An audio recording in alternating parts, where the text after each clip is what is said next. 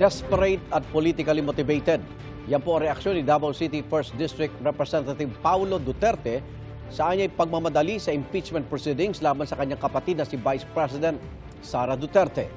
Naitransmit na po kahapon ng Kamara ang Articles of Impeachment at hawak na ngayon ng Senado ang paglilitis at pagdedesisyon dito. May unang balita si Tina Panganiban Perez.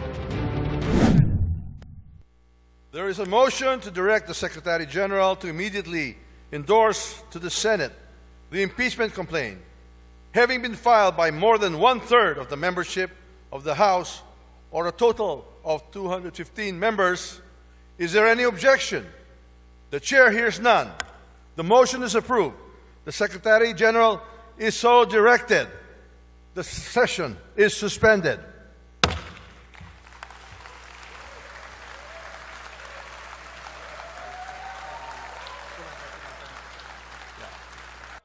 Sa huling araw ng sesyon, in-impeach ng Kamara si Vice President Sara Duterte matapos 215 na kongresista ang nag-endorse sa impeachment complaint.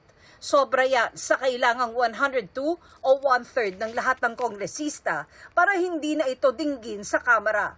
Sa listahan ng mga pumabor, nanguna ang pangalan ni Presidential son at Ilocos Norte Representative Sandro Marcos. Wala naman sa listahan si Pampanga Representative Gloria Arroyo na kilalang kaalyado ng mga Duterte.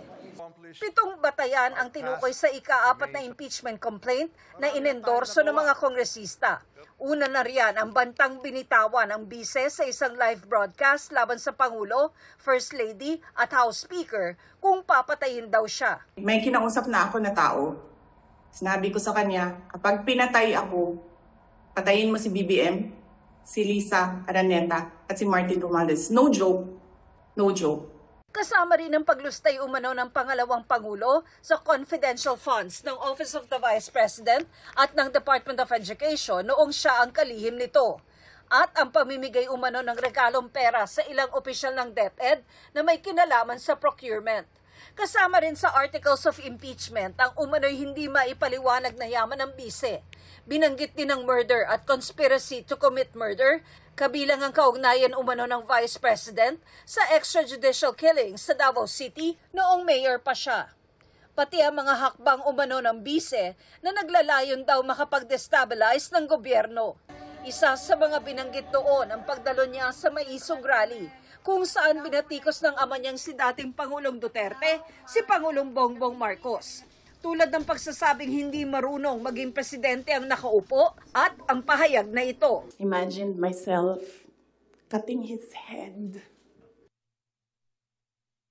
Pinakahuling batayan sa impeachment, ang mga kinilos at sinabi raw ng bise ay pagpapakita ng pagtataksil sa tiwala ng taong bayan at pag-abuso sa kapangyarihan na patunay raw na hindi siya angkop na maglingkod sa gobyerno.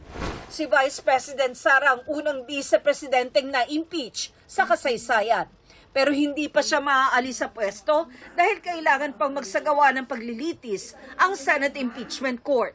Ang 3 impeachment complaints na inihain noong Disyembre laban kay Vice President Sara Duterte ay hindi na itatransmit sa Senado, kundi sa archives na lang ng Kamara.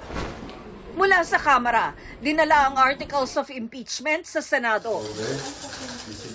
Base sa Rules of Impeachment ng Senado, si Senate President Chis Escudero ang magpe-preside sa impeachment proceedings. Kasama ang iba pang senador, tatayo silang mga judge sa impeachment court. Kabilang si Senador Bato de la Rosa, na kaaliado ng mga Duterte. I'm not denying that I am identified with the Dutertes. But then again, the decision will be made once I have studied the articles of impeachment at saka yung takbo ng trial. Political pa rin ako. Nag-adjourn na ng sesyon ng Senado at hindi na talakay ang tungkol sa impeachment complaint laban kay VP Sara. Ayon kay Senate Minority Leader Coco Pimentel, posibleng sa pagbabalik ng sesyon ng Kongreso sa Hunyo, matalakay ang tungkol dito. Pwede rin daw amyendahan ng rules at mapaaga ang pag-convene ng impeachment court. Kung mag-meeting ang mga senators, the will of the majority will be followed. So Depende kay Senate President yan, how he wants to handle the situation. Sa normal course of events, mukhang sa June pa. Kasi very extraordinary yung sinasabi ko. 11 kongresista ang bubuo sa prosecution team para sa impeachment. Sinisikap ng GMA Integrated News na makuha ang panig ni Vice President Duterte kaugnay ng impeachment pero wala pa siyang opisyal na pahayag.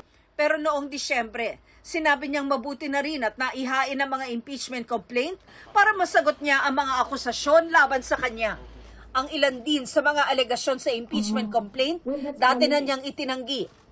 Ang kapatid naman ng bise na si Davao City 1st District Representative Paulo Duterte, sinabing desperate at politically motivated ang anyay pagmamadali sa impeachment laban sa kanyang kapatid.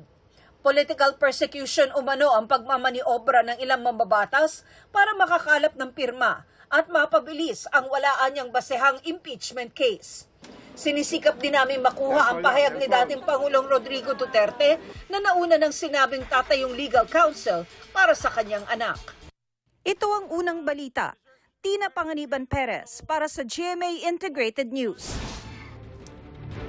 Igan, mauna ka sa mga balita, mag-subscribe na sa GMA Integrated News sa YouTube para sa iba't ibang ulat sa ating bansa.